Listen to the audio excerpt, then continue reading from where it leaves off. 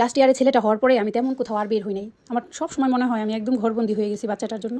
কিন্তু পরক্ষণে আমার মনটাকে আমি বুঝাই, এর থেকে সুন্দরতম দিন পৃথিবীতে আর হয় না বাচ্চার সাথে টাইম স্পেন্ড করা। আলহামদুলিল্লাহ বহুদিন পরে বাচ্চাকে নিয়ে একটু আউটিংয়ে বের হয়েছি। আমাদের এখানে বাটারঘাটে আসছি, এটাকে মিমি পতঙ্গা বলে। এত সুন্দর ছিল ওয়েদারটা, আস্তে আস্তে আমরা একদম 6টা বেজে গেছে আর একদম মনে আকাশটা পদ্মা নদীর বুকে নেমে গেছে। এত সুন্দর লাগতেছিল, যেমন সুন্দর আকাশ আর ওইরকম বাতাস ছিল, অনুভূতিটাই অন্যরকম ছিল। মনে অনেক দিন পরে একটু শান্তি পেলাম। তো আসা মাত্রই গুড়ি গুড়ি বৃষ্টি পড়তেছিল। আমি তো চাবো যে আমার বাচ্চার মাথায় যেন এক ফোঁটাও না পড়ে। সবার আগে আমার বাচ্চার সেফটি আমার কাছে, তারপরে দুনিয়ার সব কিছু ঘোরা আনন্দ। আসলে বাচ্চা যাদের না হয় তারা কখনোই এই অনুভূতি ফিল করতে পারবে না।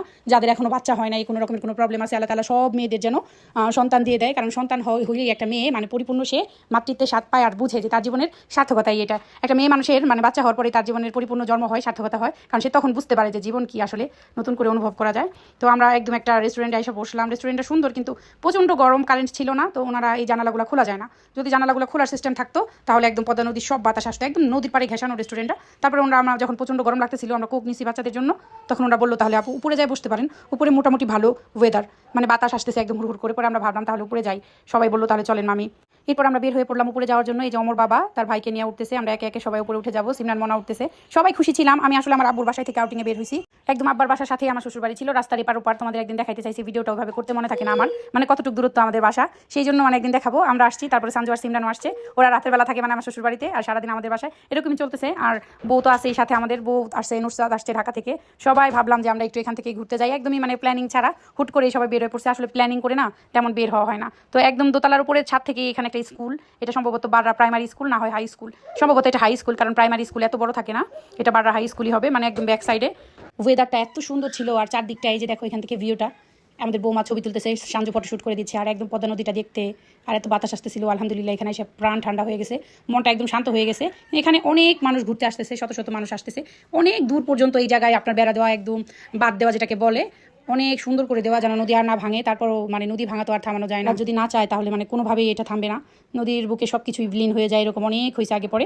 এরপরে আমরা এই যে এইগুলা কিনে নিলাম বাবুর জন্য। বাবু খুবই এক্সাইটেড ছিল, এটা লাইফে ফার্স্ট টাইম বাবু দেখছে। তো আমরা বাবুকে একটা কার্টুন দেখাই, যে কার্টুনে অনেক ছোটো ছোটো ইংরেজি শিখায়। এই যে এই কার্টুনটা, হিজাব পরা কার্টুন, এই কার্টুনটা বাবু বাসায় সব সময় দেখে। এই কার্টুনটা দিয়ে আমি ওকে বসায় রাখি। ওই কার্টুনটা কিনে দেওয়ার পরে আমরা একটা মালাই চা খাওয়ার জন্য চলে আসলাম।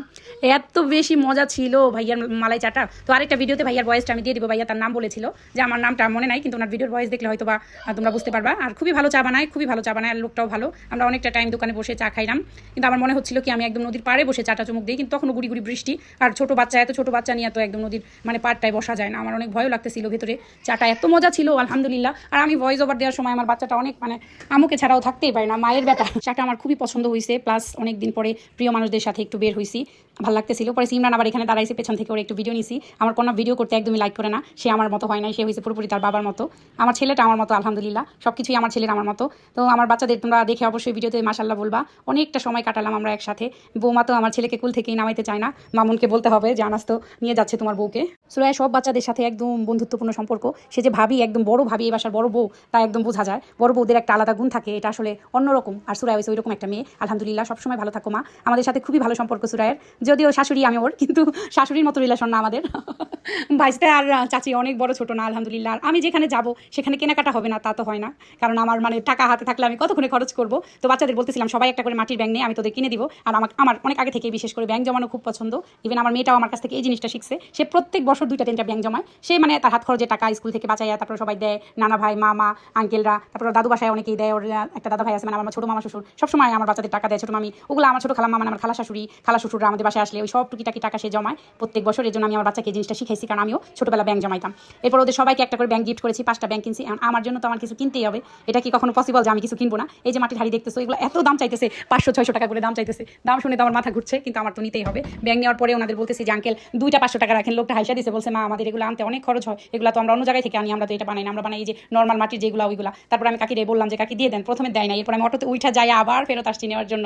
আসলে আমার এটা একটা ভালো অভ্যাস কিনা জানি না, আমার আসলে টাকা কখনোই কাছে থাকে না, কিছু না কিছু কিনতে হয়। তো মাটির হাড়ি 2টা আমি অনেক টাকা দিয়ে কিনে নিয়ে চলে আসছি, অটোতে উঠে আবার যাই কিনে আনছি। তো আজকের দিনটা এত ভালো ছিল, সব ভালো প্রিয় মানুষদের সাথে টাইম কাটাইলাম। আমি তাড়াহুড়া করে আমি জয়পাড়াতে নেমে যাই, জয়পাড়া নেমে যাই আমি বাসায় চলে আসি। পরে ওরা রেস্টুরেন্টে খায়, খাবার নিয়ে আমার জন্য বাসায় আসে, কারণ বাবু অলরেডি আমার কোলে ঘুমাই গেছিল। অনেক সুন্দর একটা সময় কাটলো। সবাই ভালো থাকবেন, আল্লাহ হাফেজ, আসসালামু আলাইকুম।